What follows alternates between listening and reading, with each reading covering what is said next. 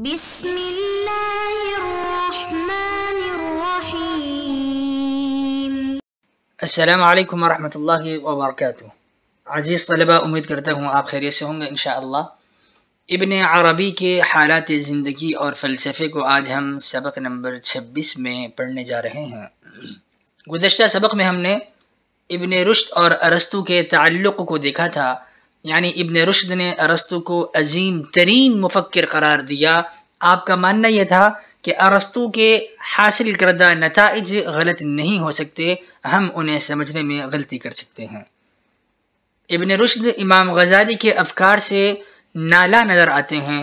ابن رشد کا ماننا تھا کہ امام غزالی نے فلسفیانہ مباحث کو عوام تک پہنچایا ہے، جس سے ان میں الجھنیں پیدا ہوئی ہیں اور انتشار بپا ہوا ہے۔ امام غزالی کی تحفۃ الفلاسفہ کے رد میں ابن رشد نے تحفۃ التحفظ بھی لکھی۔ ابن رشد کی تصنیفات مشرق میں چند ہی کتابیں آپ کی مشہور ہیں، جبکہ آپ کی اکثر کتابیں یورپ کی مختلف لائبریریوں میں موجود ہیں۔ آج کے سبق کے مندرجات: ابن عربی کا نام و نسب کیا ہے؟ ابن عربی کی تاریخ پیدائش کب کی ہے اور آپ کہاں پیدا ہوئے؟ نیز آپ کی تاریخ وفات اور آپ نے کہاں وفات پائی؟ ابن عربی کی تعلیم و تربیت آپ کے اساتذہ کون ہیں؟ ابن عربی کے شیوخ طریقت، چونکہ آپ سلسلہ صوفیہ کے بزرگ ہیں تو آپ کے مشائخ صوفیہ کون تھے؟ اور آخر میں ہم ابن عربی کی مصنفات کا بھی جائزہ لیں گے کہ آپ کی کتنی تصنیفات ہیں۔ آئیے بڑھتے ہیں اپنے پہلے سوال کی طرف۔ ابن عربی کا نام اور نسب اور ابن عربی کی تاریخ پیدائش۔ اسلام اور فلسفے میں پروفیسر حمید اللہ شاہ ہاشمی صاحب لکھتے ہیں، ابن عربی کا پورا نام شیخ ابو بکر، تو ابو بکر آپ کی کنیت ہے، محی الدین آپ کا لقب ہے، آپ کا نام محمد تھا، اور آپ کا نسب یوں بنتا ہے ابو بکر محی الدین محمد بن علی بن محمد بن احمد بن عبداللہ۔ لیکن آپ دو ناموں سے مشہور ہوئے، ایک نام آپ کا ابن العربی ہے اور دوسرا شیخ اکبر کے نام سے بھی آپ کو یاد کیا جاتا ہے۔ آپ کا تعلق عرب کے مشہور قدیمی قبیلے طے سے ہے، یعنی آپ عدی بن حاتم کے بھائی عبداللہ بن حاتم کی اولاد سے ہیں۔ ابن العربی کی پیدائش 17 رمضان المبارک 560 ہجری بمطابق 28 جولائی 1165 عیسوی کو مرثیہ کے مقام پر ہوئی۔ یہاں پر پروفیسر ہاشمی صاحب نے اندلس کا شہر مرثیہ لکھا ہے، جبکہ بعض علماء نے اسی نام میں یا کو سین پر مقدم بھی لکھا ہے۔ مرثیہ اندلس کا شہر تھا جو اندلس کے جنوب مشرق کی جانب واقع ہے۔ آپ کے خاندان کی عزت اور شہرت کا سبب ابن عربی کا علم اور تقوی ہے، اور آپ کے والد ماجد یعنی علی فقہ اور حدیث میں امامت کا درجہ رکھتے تھے، حد درجہ زاہد اور صوفی بزرگ تھے۔ عظیم مسلمان فلسفی میں ڈاکٹر میر ولی الدین صاحب لکھتے ہیں کہ ابن عربی 560 ہجری رمضان المبارک میں پیدا ہوئے، مقام مریسا جو اندلس میں واقع ہے۔ گزشتہ حوالے میں ہم نے مرثیہ نام دیکھا تھا اور یہاں پر اس کا نام مریسا لکھا گیا ہے۔ ڈاکٹر صاحب لکھتے ہیں کہ ابن عربی کے بچپن کے حالات پردہ غیب میں ہیں، صرف اس قدر پتہ چلتا ہے جب انہوں نے نشو و نما پائی تو پہلے اپنے ہی وطن میں علم حاصل کیا اور ابتدائی علوم کی تکمیل کے بعد آپ مختلف شہروں میں گئے، مصر، دمشق، مکہ مکرمہ اور بغداد کی آپ نے سیاحت بھی کی، اور آپ سیاحت کے شوق میں روم کے شہروں میں اقامت گزین بھی رہے ہیں۔ ابن عربی کی تعلیم و تربیت، آپ نے کہاں پر علم حاصل کیا؟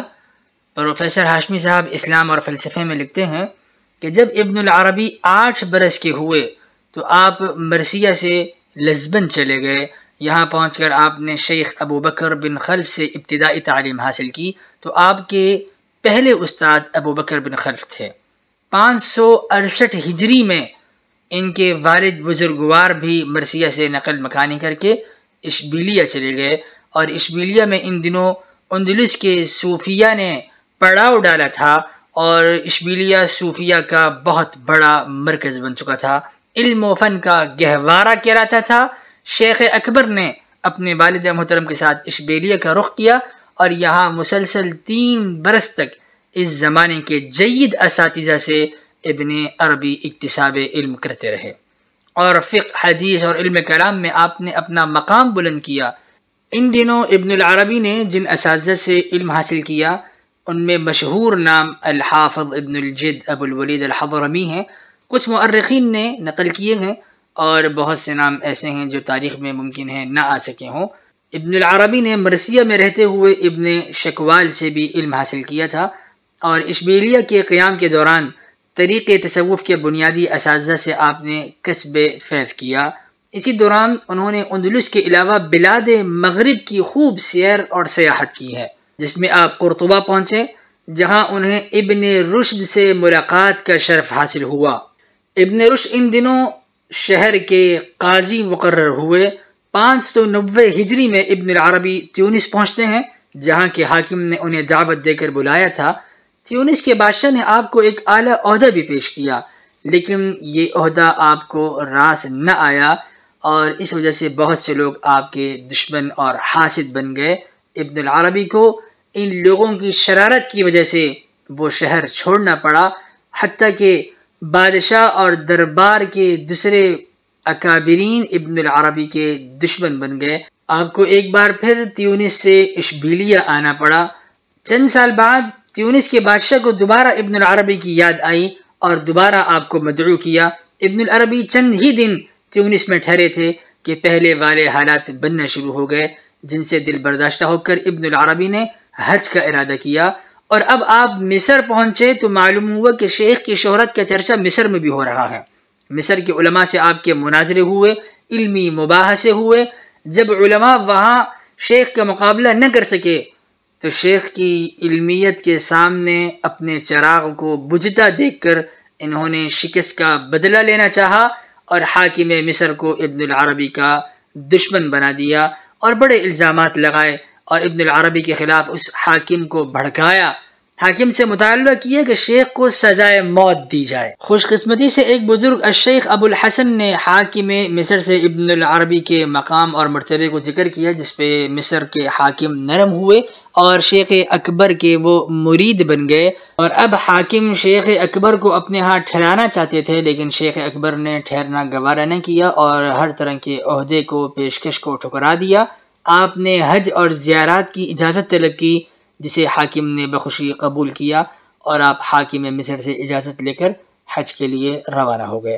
ابن العربی حج کی نیت سے مکہ معظمہ پہنچتے ہیں، وہاں کے علماء بھی آپ کے منتظر ہیں، اور مکہ مکرمہ کے شیوخ اور علماء ابن العربی کی شہرت جان چکے تھے، اسی لیے وہاں کے علماء آپ کی مجلس میں بیٹھ کر آپ کے وعظ اور نصیحت سے استفادہ کرتے، اور یوں یہ علمی سلسلہ مکہ معظمہ کی خوبصورت وادیوں میں کئی سالوں تک چلتا رہا۔ بالآخر 608 ہجری میں آپ مکہ معظمہ سے بغداد کا رخت سفر باندھتے ہیں۔ 3 سال تک آپ نے بغداد میں قیام کیا اور دوبارہ مکہ معظمہ تشریف لے گئے۔ چند ماہ قیام کرنے کے بعد آپ حلب کی طرف روانہ ہوئے، جہاں سے آپ نے موصل اور ایشیائے کوچک کا پروگرام ترتیب دیا۔ اس لمبے سفر میں آپ نے مشہور زمانہ اساتذہ سے استفادہ کیا، جن میں ابن عساکر، ابن الجوزی جیسے نام قابل ذکر ہیں، اور کئی دیگر عالی مرتبت اور جلیل القدر علماء سے آپ علم حاصل کرتے رہے۔ سب سے آخر میں آپ نے دمشق کو اپنا مستقل مسکن بنایا، اور یہیں 638 ہجری میں بمطابق 1240 عیسوی میں تقریباً 70 سال کی عمر میں آپ جان آفرین کے سپرد کر کے اس دنیا سے رخصت ہو گئے۔ ابن عربی کے شیوخ طریقت، چونکہ آپ صوفی بزرگ ہیں تو آپ کے مشائخ کو جاننا بھی ضروری ہے۔ عظیم مسلمان فلسفی میں ڈاکٹر میر ولی الدین صاحب لکھتے ہیں کہ سب سے پہلے آپ کے بزرگ اور شیخ ابو جعفر عرینی ہیں۔ یہ اس وقت اشبیلیہ پہنچے جب محی الدین نے پہل طریقت میں قدم رکھا تھا۔ آپ ابھی صوفیانہ سلوک اور منازل طے کر رہے تھے۔ اس وقت آپ کے استاد ابو جعفر عرینی تھے۔ دوسرے استاد آپ کے ابو یعقوب یوسف ہیں، جو ابو مدیم کے اصحاب میں سے ہیں۔ ان کا قول ہے کہ اگر شیخ چاہے تو ایک لحظے میں مرید کا ہاتھ پکڑ کر اسفل السافلین سے اعلی علیین تک پہنچا سکتا ہے۔ آپ کے تیسرے شیخ صالح عدوی ہیں، چوتھے ابو عبداللہ 5ویں ابو یحییٰ منہاجی ہیں، اور یوں آپ کے اساتذہ کی اور مشائخ کی ایک لمبی فہرست ہے۔ آپ کے ایک استاد شیخ یوسف بھی ہیں۔ شیخ یوسف کو روحانی طب میں خاص مہارت حاصل تھی۔ ان کے پاس ایک شخص کو ابن عربی نے دیکھا جن کی آنکھوں میں شدید درد تھا اور وہ درد زہ والی عورت کی طرح چلا رہا تھا۔ اس کو دیکھ کر شیخ کا چہرہ زرد پڑ گیا اور اپنے دست مبارک کو اٹھا کر اس مریض کی آنکھوں پر رکھا۔ جب ہاتھ اٹھایا تو وہ کچھ دیر تک مردے کی طرح زمین پر چت لیٹا رہا، اور کچھ دیر بعد وہ اٹھا اور لوگوں کے ساتھ چلنے لگا۔ اسے کسی قسم کی کوئی تکلیف باقی نہ رہی۔ شیخ اکبر اپنے شیخ یعنی شیخ یوسف کی ایک کرامت نقل فرما رہے ہیں کہ اللہ نے انہیں شفا کا ذریعہ بنایا۔ بہرکیف آپ کے مشائخ کی ایک طویل فہرست ہے۔ کل آپ کے 17 مشائخ نقل کیے ہیں، اور شیخ موسیٰ ابو عمران سیدرانی آپ ابدال میں سے تھے، اور آپ کے بھی عجیب و غریب واقعات ہیں۔ ابن عربی کی مصنفات۔ شیخ کی مشہور تعریفات۔ آپ کی تعریفات کی فہرست 200 کتابوں پر مشتمل ہے، جن میں سے صرف 156 کتابیں عربی زبان میں ہیں، اور اکثر کتابیں آپ کی تصوف سے متعلق ہیں اور بعض دیگر علوم و فنون پر بھی مشتمل ہیں۔ الفتوحات المکیہ فی معرفت الاسرار الملکیہ، یہ کتاب آپ کی مشہور زمانہ کتاب ہے۔ التدبیرات الالہیہ، فصوص الحکم فی خصوص الکلم، مفاتیح الغیب، اور دیگر کتابیں بھی آپ کی مشہور ہیں۔ ابن عربی کی کل تصنیفات 200 سے زائد ہیں، لیکن سرے دست ہمیں صرف 25 کتابوں کے نام مل سکے ہیں۔ ابن عربی کا فلسفہ کیا تھا؟ اسلام اور فلسفے میں پروفیسر ہاشمی صاحب خلاصہ نقل فرماتے ہیں کہ ابن العربی کا فلسفہ اپنے زمانے سے لے کر آج تک ایک بہت بڑا مختلف فی مسئلہ بنا ہوا ہے۔ علماء اسلام کی 2 رائے ہیں۔ کچھ علماء آپ کو شیخ اکبر اور ولی اللہ کا درجہ دیتے ہیں اور شیخ اکبر مانتے ہیں، جبکہ دوسری طرف کچھ علماء آپ کو زندیق اور آپ پر کفر کا فتویٰ بھی لگاتے ہیں۔ وہ علماء جو آپ کی مدح سرائی میں رطب اللسان رہے اور آپ کو شیخ اکبر کا درجہ دیتے ہیں، ان میں مجد الدین فیروز آبادی، سراج الدین المخزومی، فخر الدین الرازی اور شعرانی اور دیگر علماء قابل ذکر ہیں جو آپ کے متبعین رہے ہیں۔ البتہ وہ علماء جو آپ پر حد کفر کا الزام عائد کرتے ہیں، ان میں حافظ ذہبی، امام ابن تیمیہ، ملا علی قاری اور دیگر علماء قابل ذکر ہیں۔ اور اس سارے قضیے کی وجہ یہ بنی کہ ابن العربی کے کچھ اقوال جیسے نظریہ وحدت وجود، وحدت شہود، یہ ایسا نظریہ آپ نے پیش کیا جس کو سمجھنے میں ہر عالم کا فہم الگ رہا۔ بعض علماء نے وحدت وجود کی تعریف یہ کی کہ ابن عربی اتنے بڑے بزرگ تھے کہ آپ دنیا میں جس چیز کو دیکھتے تھے تو اس سے یہ سمجھ جاتے تھے کہ جس طریقے سے سورج کی روشنی کے سامنے چراغ کی روشنی کوئی معنی نہیں رکھتی، تو اللہ کے وجود کے سامنے ہمارا وجود کوئی معنی نہیں رکھتا۔ ہمارا وجود فنا ہونے والا ہے، اللہ کا وجود باقی ہے، جسے انہوں نے وحدت وجود سے تعبیر کیا۔ جبکہ وہ علماء جو آپ کے ناقد رہے ہیں، ان کا کہنا یہ تھا کہ وحدت وجود سے ابن عربی نے اتحاد اور حلول کی تائید کی ہے، یعنی وجود باری تعالی دنیا کی ہر فانی اور حادث چیز میں حلول کر گیا۔ ہر عالم کا اپنا ایک الگ فہم رہا۔ بہرکیف ابن عربی میں 2 انتہا کی آراء پائی جاتی ہیں، 2 جہتیں پائی جاتی ہیں۔ کچھ آپ کو شیخ اکبر کا لقب دیتے ہیں، جبکہ کچھ آپ کو زندیق اکبر کا لقب دینے سے بھی دریغ نہیں کرتے۔ علامہ اشرف علی تھانوی صاحب نے ابن عربی کے ایسے اقوال اپنی کتاب ابن عربی کے نام سے ہی جمع کیے ہیں جن سے شیخ کی براءت ثابت ہوتی ہے کہ شیخ اتحاد اور حلول جیسے باطل اور کفریانہ نظریات کے حامل نہ تھے۔ آپ بہت بڑے بزرگ تھے، آپ ایسی بچگانہ بات کیسے کر سکتے ہیں؟ کیف جب ان الزامات کی تردید شیخ کے ہی اقوال سے ممکن ہے تو اس نظریے کو ابن عربی کے نام سے کیوں کر منسوب کیا جا سکتا ہے؟ ابن العربی محب الہی تھے اور آپ بزرگ تھے۔ ہر محب کو ہر چیز میں اپنا محبوب ہی نظر آتا ہے۔ یا پھر یہ بھی ممکن ہے کہ آپ نے وحدت وجود یا وحدت شہود میں مبالغہ سے کام لیا ہو۔ شیخ بنیادی طور پر فلسفی نہیں ہیں، آپ بزرگ ہیں، صوفی ہیں۔ چونکہ آپ نے تصوف کی اصطلاحات کو وضع کیا، اس لیے آپ کو بعض لوگوں نے فلسفہ تصوف کا عنوان دے کر فلاسفہ کی فہرست میں شامل کیا ہے۔ خلاصہ درس، ابن عربی 560 ہجری میں اندلس میں پیدا ہوئے اور 638 ہجری میں آپ نے دمشق میں وفات پائی۔